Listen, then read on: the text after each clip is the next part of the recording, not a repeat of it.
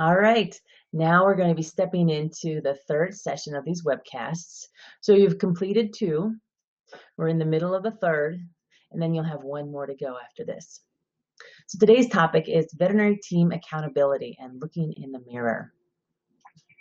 And that sometimes can be difficult, this looking within. It can be enlightening, and sometimes it's something we even avoid. So we're going to dive into conversations around accountability, personal habits, and self-awareness. Program topics include: where does accountability begin? What does accountability look like? And adjusting those personal habits, having that paradigm shift. So what was your reality yesterday or last week or last month is not the current reality or the reality of tomorrow. To hold yourself accountable and also leading by example. So where does accountability begin? That's absolutely right. It begins with you. So before you can be accountable to your business plans, to your organization, or to those that you love, lead, and serve, you must be accountable to yourself first and foremost. So I found this cute little comic. You've got a problem with avoiding personal accountability. Yeah, and whose fault is that? I will present to veterinary teams and I'll ask, okay, who in the audience wishes their team members were more accountable? And everybody's hands go up. Aha, thanks for sharing. And then the next question is, who in the room feels you hold yourself accountable? And everybody's hands go up. So can you see the irony in that? We all feel we hold ourselves accountable. Oh, heck yes. And we would like to see all of our team members to be more accountable. And accountability means that you follow through on things, that you walk the walk, you talk the talk, you complete things on time. To the standard and level of excellence that your veterinary hospital has set. This is what accountability looks like. So is there a chance to live a fulfilling, satisfied life? You know, it is a myth that you are entitled to, that this will be given to you on a silver platter, this life that is sustainable, that is fulfilling, that is gratifying. And it is a myth. However, you can achieve this. If you are willing to be 100% accountable for your actions, responses, and outcomes, all of that's obtainable, and it's solely up to you. In your handouts and on a survey, these are some questions you need to answer. And you can't delegate it to anybody else. These are answers for you to really do some more soul searching, which we've done in the past exercises. This is just more. So do you recognize your life and career are in your hands alone? Who is responsible for your happiness and success? What do you want in your life? What do you want in your career? And think, we can have some smaller goals to reach, but I also suggest you have some much loftier, bigger, better, stretching yourself goals as well. So what steps are necessary for you to take to achieve what you want in your life, and the steps that are necessary for you to achieve what you want in your career?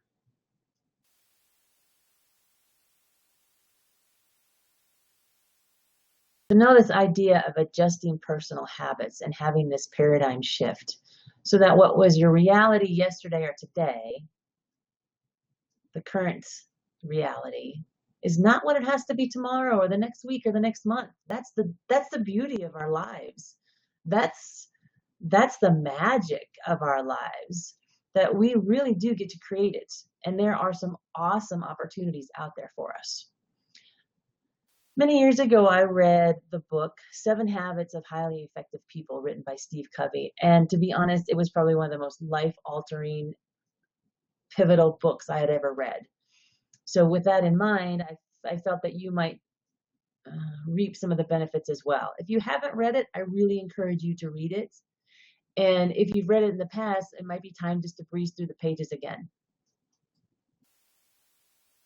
So here are the titles of the 7 habits.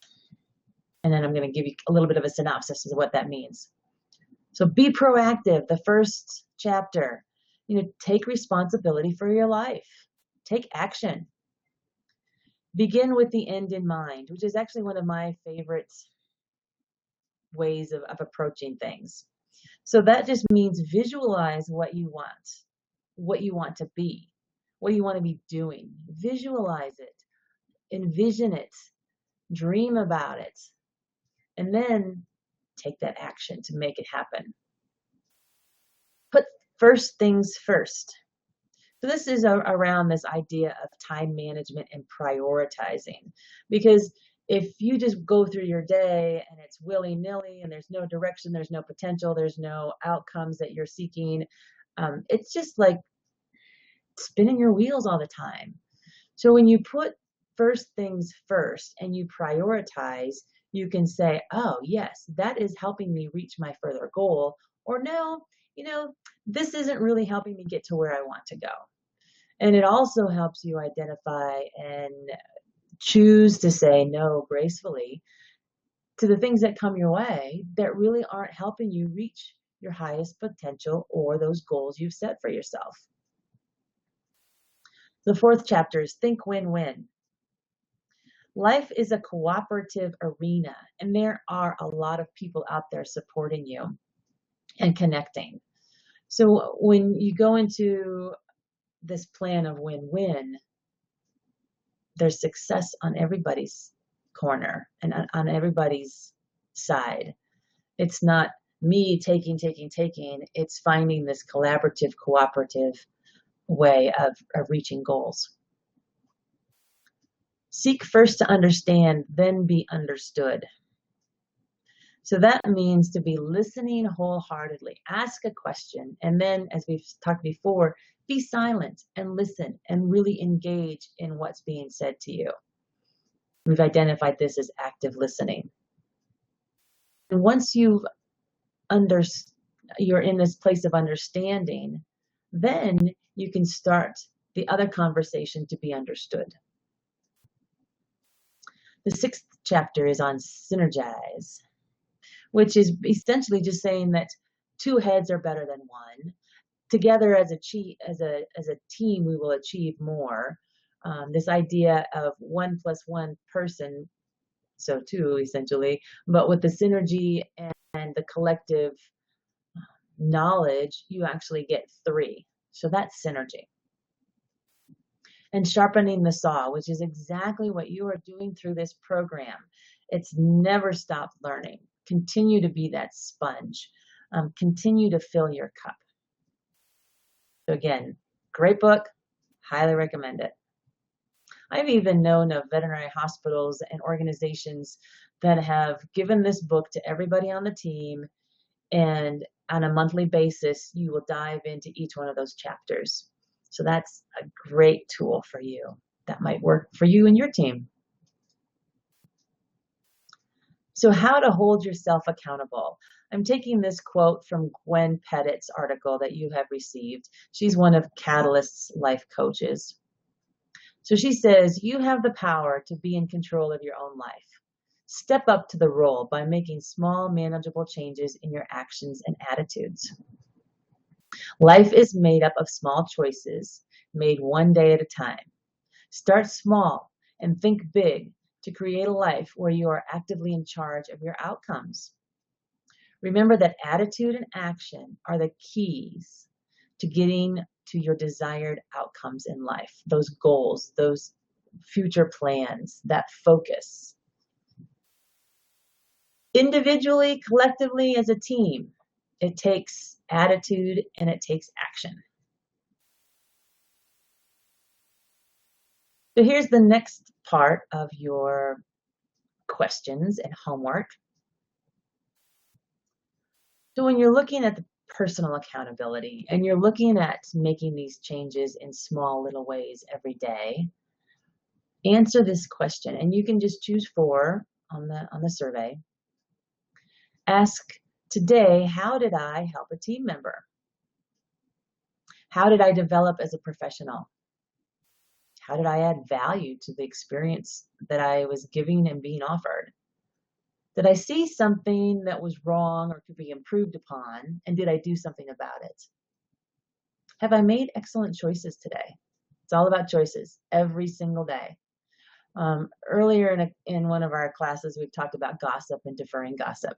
So using that as an example, was I in the middle of a conversation that was gossiping and really not serving anybody?